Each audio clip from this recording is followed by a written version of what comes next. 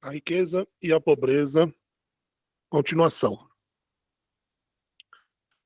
Pois o que Cristo nos ensina com a parábola é o seguinte: havia um homem rico, diz ele, levando uma vida de grande iniquidade. O homem não foi testado por nenhum infortúnio, e toda a sua vida fluía como água em uma fonte. Ele se banqueteava com requinte todos os dias. Essas palavras deixam subentendido que nada de inesperado lhe ocorria. Nenhum motivo para sofrimento nem perturbações na sua vida. É evidente que ele levava uma vida de iniquidade,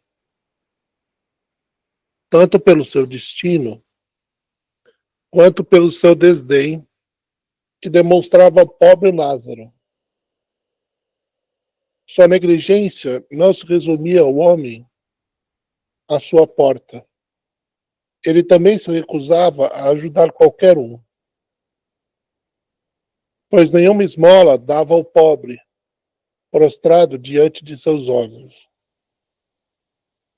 a quem era obrigado a ver repetidamente, todos os dias, sempre que entrava e saía.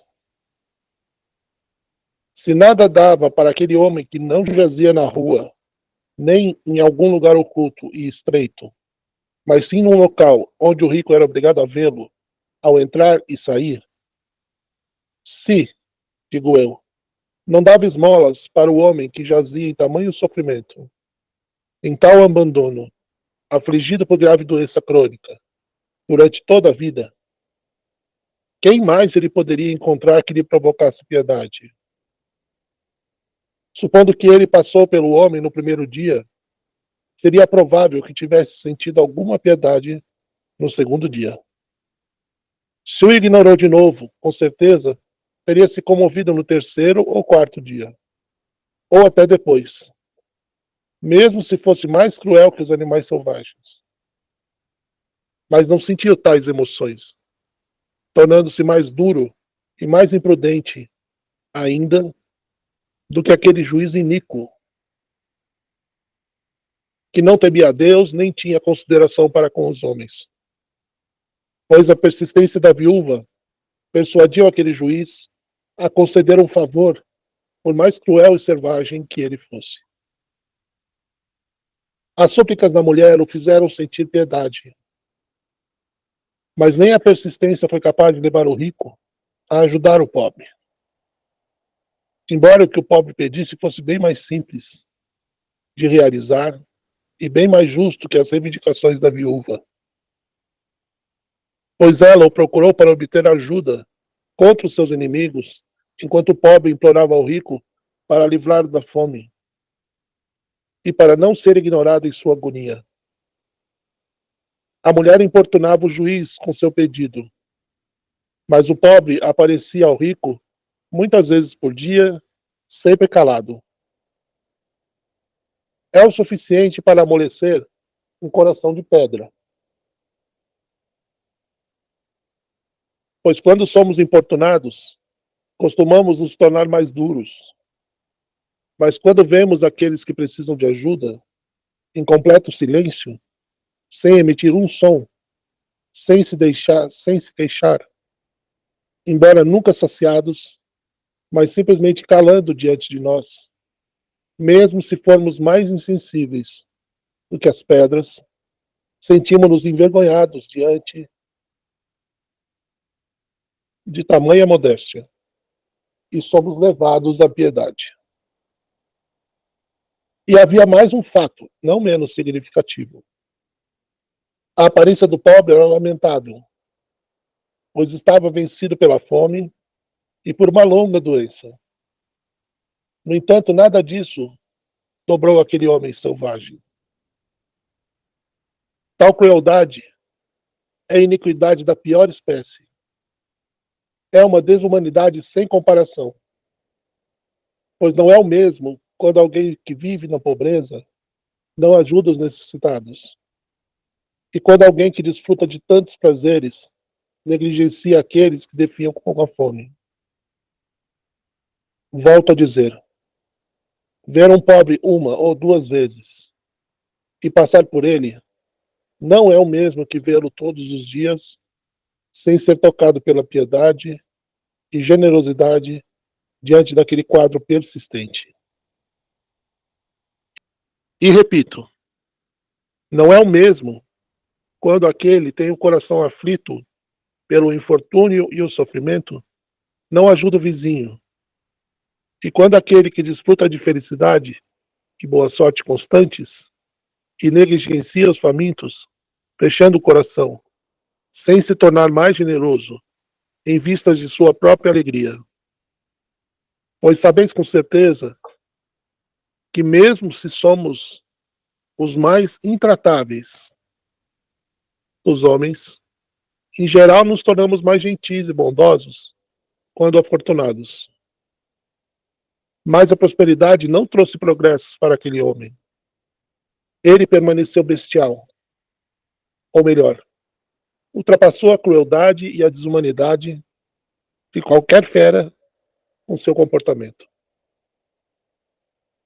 No entanto, ele levou a vida na iniquidade e na desumanidade. Desfrutou de todo tipo de fortuna, enquanto o justo que praticou a virtude suportou infortúnios extremos. No caso de Lázaro, podemos provar que se tratava de um justo, tanto pelo seu fim, quanto pelo que se passou antes do fim. Pela forma paciente como suportou a pobreza. Não vedes toda a situação como se fosse atual? O rico tinha um barco cheio de mercadorias e ele navegou ao vento. Mas não vos surpreendeis. Ele corria para o naufrágio, pois recusava-se a descarregar seus porões com prudência. Devo contar outra de suas perversidades? Seus banquetes diários, exagerados e inescrupulosos, pois é sinal de extrema perversidade, não apenas agora, quando se espera de nós uma maior sabedoria, mas mesmo no começo, sob a antiga aliança, quando menos sabedoria havia sido revelada. Escutai o que o profeta diz. Ai de vós, e vos aproximais do dia da desgraça que se avizinha, e que adotais falsos sabates. O que significa que adotais falsos sabates? Os hebreus pensam que o sabá é concedido para o ócio. Não é essa a sua razão de ser. É a ocasião para deixar de lado todas as ocupações mundanas e devotar-se às preocupações espirituais. O dia reservado ao Senhor, longe de ser centrado no ócio, é voltado ao trabalho espiritual. O sacerdote, de fato, trabalha em dobro. Enquanto um sacrifício é oferecido a cada dia, no sabá, ele deve oferecer um duplo sacrifício. Se o sabá fosse simplesmente dedicado ao ócio, o sacerdote deveria ficar mais ocioso do que o restante das pessoas. Como os hebreus, embora liberados das atividades mundanas, não cuidavam dos assuntos da vida espiritual, como o comedimento, a bondade e o estudo das divinas escrituras, como faziam o contrário, empanturrando-se, inebriando-se, fartando-se de comida, cometendo todos os excessos, o profeta os condenou. Pois ao dizer, ai, vós que vos aproximais do dia da desgraça, e acrescentou, que adotais falsos sabates, ele mostrou pelas palavras seguintes de onde vinha a falsidade. Como os hebreus tornavam falsos os seus sabates. Ao cometerem gestos de iniquidade, comerem em excesso, embriagarem-se e cometerem uma grande quantidade de atos vergonhosos e repulsivos. Para provar que isso é a verdade, ouviu o que vem a seguir. Ele revela o que estou dizendo quando acrescenta imediatamente: estão deitados em leitos de marfim, estendidos em seus divãs, comem cordeiros do rebanho e novilhos do curral, bebem crateras de vinho e se ungem com o melhor dos óleos. Recebestes o sabá para libertar vossas almas da iniquidade, mas escravizastes ainda mais. Pois o que poderia ser pior do que esse tipo de frivolidade? O sono em leitos de marfim? Os outros pecados, como a embriaguez, a ganância e a devassidão, fornecem algum prazer, por menor que seja. Mas que prazer existe em se deitar em leitos de marfim? Que consolo! A beleza do leito não torna o sono mais tranquilo, nem mais agradável, não é? Pelo contrário, ele é mais penoso e desconfortável, se usamos o bom senso. Pois ao ponderar que, enquanto dormia em leito de marfim, há alguém que não desfruta de alimento suficiente, não vos sentireis condenado pelas vossas consciências e instados a denunciar tamanha iniquidade? Mas qual seria a defesa possível para a acusação de dormir em leitos de marfim, adornados com prata? Desejais ver o que torna um leito verdadeiramente belo? Mostrarei a vós o esplendor de um leito que não pertence a um cidadão, mas a um soldado, mas sim a um rei. Pois mesmo se fordes o mais ambicioso dos homens, tenho certeza de que não desejais ter um leito mais esplêndido do que o de um rei.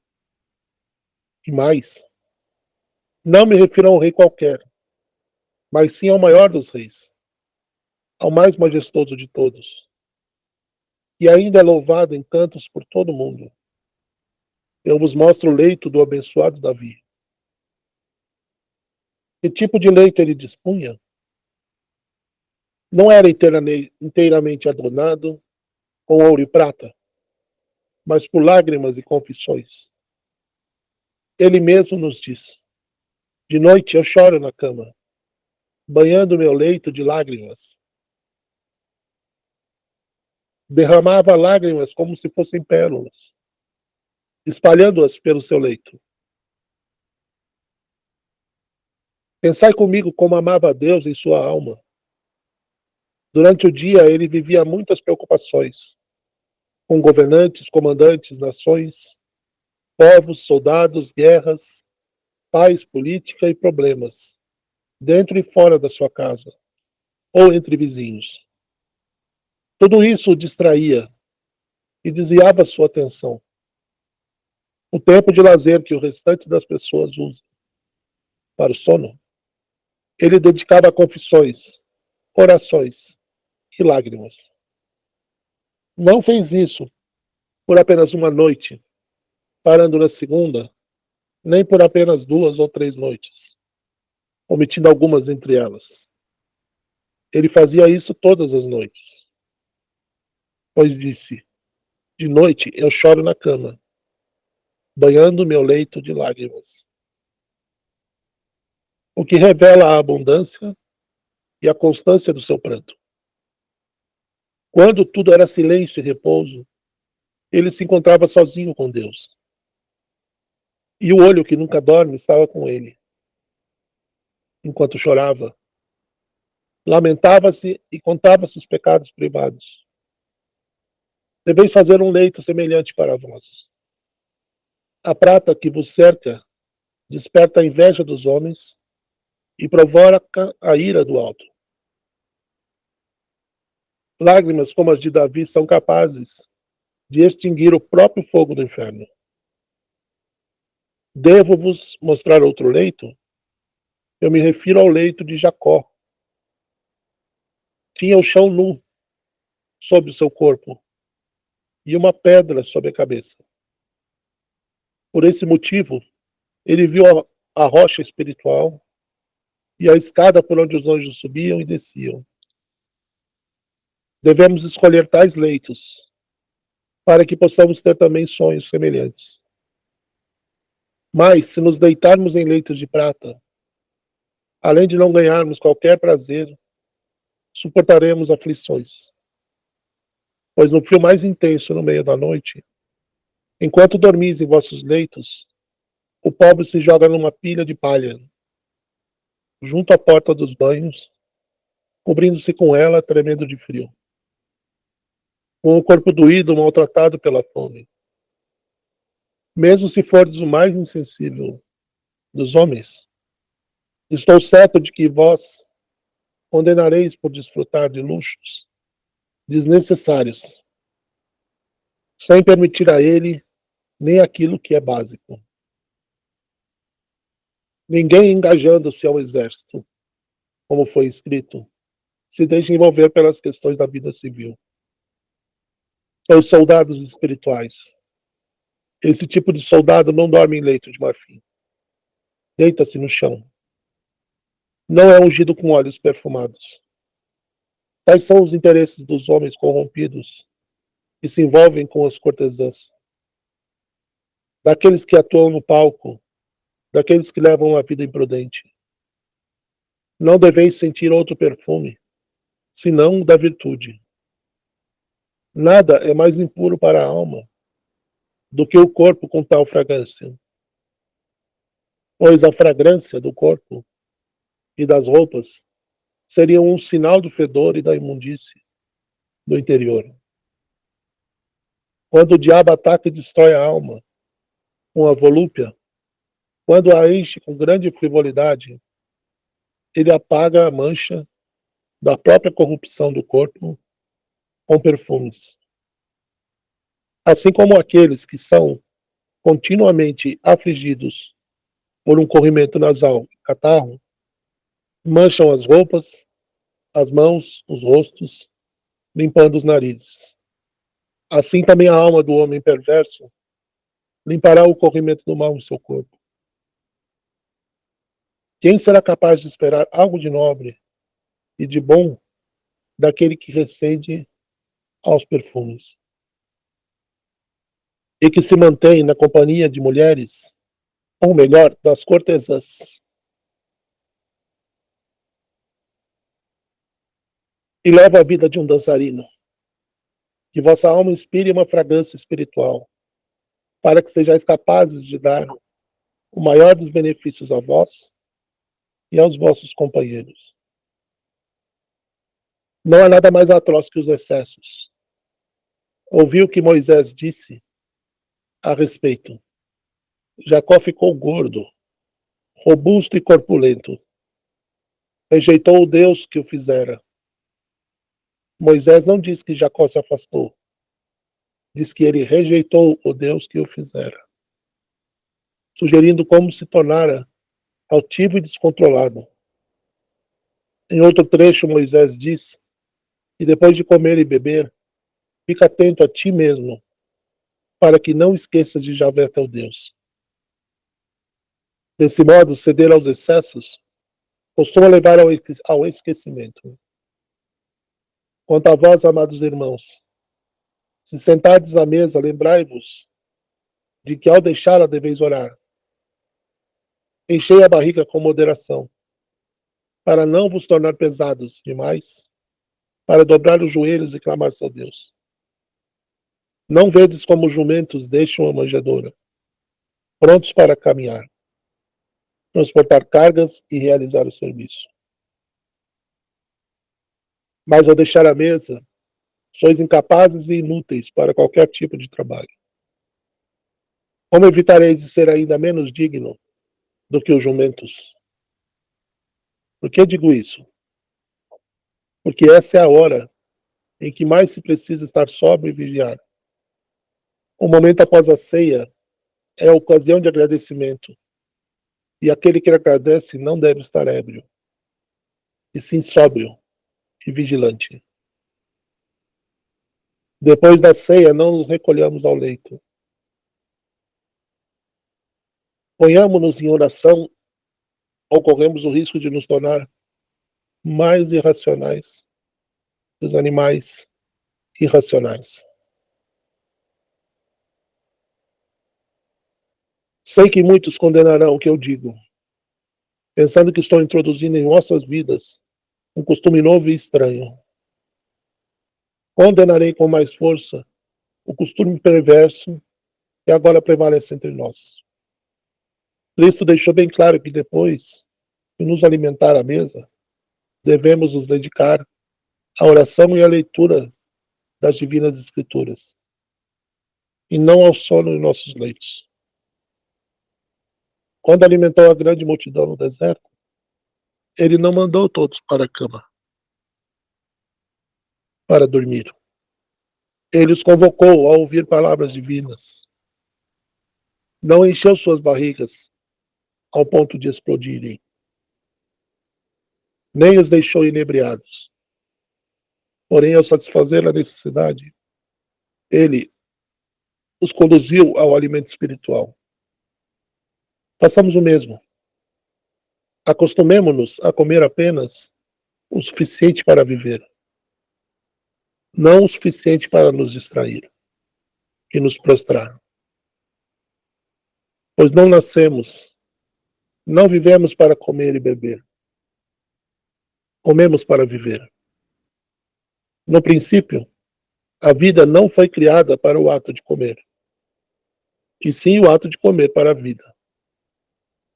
Mas como se tivéssemos vindo ao mundo com esse propósito, gastamos tudo para comer. Para tornar mais veemente nossas denúncias sobre os excessos e ainda mais pertinente para aqueles que os praticam, voltemos a Lázaro. Assim nossos conselhos e orientações serão mais claros e verdadeiros. Quando verdes condenados e punidos, aqueles que compareceram a banquetes, condenados e punidos não com palavras, mas com atos, pois o homem rico que vivia em tamanha depravação, que praticava excessos diariamente e que se vestia com trajes esplêndidos, estava preparando para si mesmo um castigo mais doloroso, criando uma fogueira maior, tornando inevitável sua punição e inacessível o perdão. O pobre, por outro lado, jazia à sua porta e não se desencorajou, nem blasfemou, nem se queixou. Não disse para si mesmo o que tantos dizem: o que é isso? Aquele que leva uma vida de perversidade, crueldade e desumanidade, desfruta demais do que necessita e não suporta sequer um sofrimento mental ou outros problemas inesperados, muitos que afligem a humanidade, mas ganha puro prazer, enquanto eu não consigo nem uma fração do que é necessário para a subsistência. A ele tudo flui, como se viesse de uma fonte. Embora ele despenda tudo de bom em parasitas, aduladores e na embriaguez. E aqui estou como um exemplo para os passantes. Uma fonte de vergonha e escárnio, consumido pela fome. Será isso o trabalho da providência? Existe alguma justiça encarregada dos atos da humanidade? Ele não disse isso, nem pensou em tais coisas. Como sabemos? Porque os anjos o conduziram em triunfo e sentaram-no junto a Abraão. Se tivesse cometido blasfêmia, ele não teria recebido tais honrarias. Muitos admiram o homem por esse único motivo, por ele ser pobre. Posso, porém, demonstrar que ele suportou 9 castigos que não foram impostos para puni-lo, mas para torná-lo mais glorioso. E, de fato, foi o que se passou. Em primeiro lugar, a pobreza é verdadeiramente terrível, como sabe qualquer um que a tenha experimentado, pois nenhuma palavra consegue descrever a grande angústia que é suportada por aqueles que vivem como mendigos, sem conhecer a sabedoria.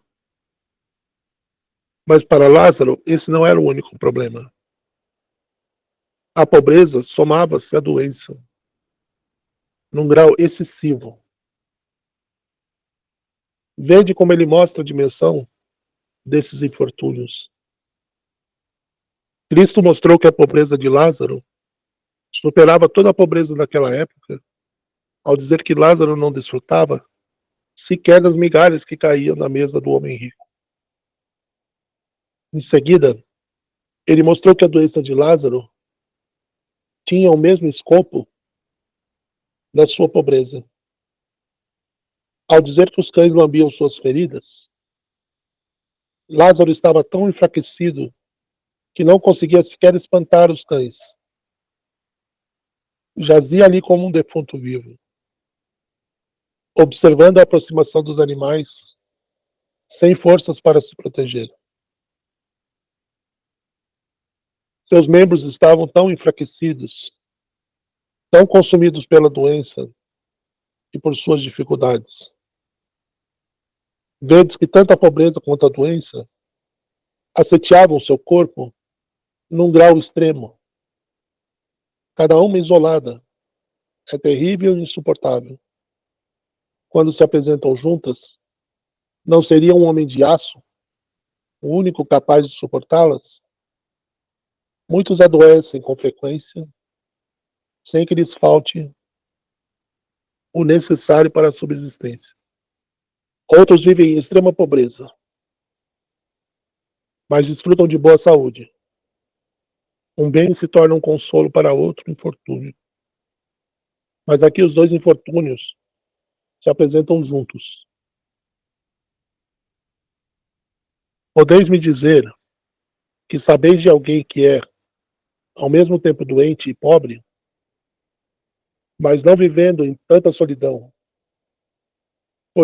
Pois, mesmo se não estar na própria casa, pelo menos em público, ele poderia receber a piedade daqueles que o veem. Para Lázaro, porém, a ausência de protetores tornou seus dois infortúnios ainda mais dolorosos. E essa ausência em si tornava-se ainda mais dolorosa ao se encontrar diante da porta da casa do rico. Pois se tivesse suportado tais sofrimentos e negligências, enquanto jazia num lugar deserto ou desabitado, ele não teria sentido aflição igual. Se ninguém tivesse presente, ele teria sido persuadido, mesmo contrariado, a suportar o que lhe acontecia. Mas como não despertou em ninguém a menor das preocupações, embora se encontrasse no meio de tantos ébrios e foliões, ele passou a sentir uma aflição mais aguda e a se consumir pelo desencorajamento. Pois somos feitos de tal forma que não sentimos infortúnios com tanta força quando não há ajuda. Tudo fica pior quando outros estão presentes e não estão dispostos a estender a mão. Essa era a situação de Lázaro naquele tempo, pois não havia ninguém para consolá-lo com uma palavra ou reconfortá-lo com um gesto. Nenhum amigo, vizinho, parente, nem mesmo um espectador, pois todos eram corruptos na casa do homem rico.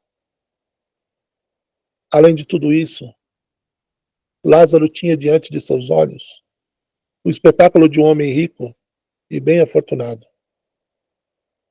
o que deitava sobre seus ombros mais um fardo de aflição. Não quero dizer que ele fosse invejoso ou perverso.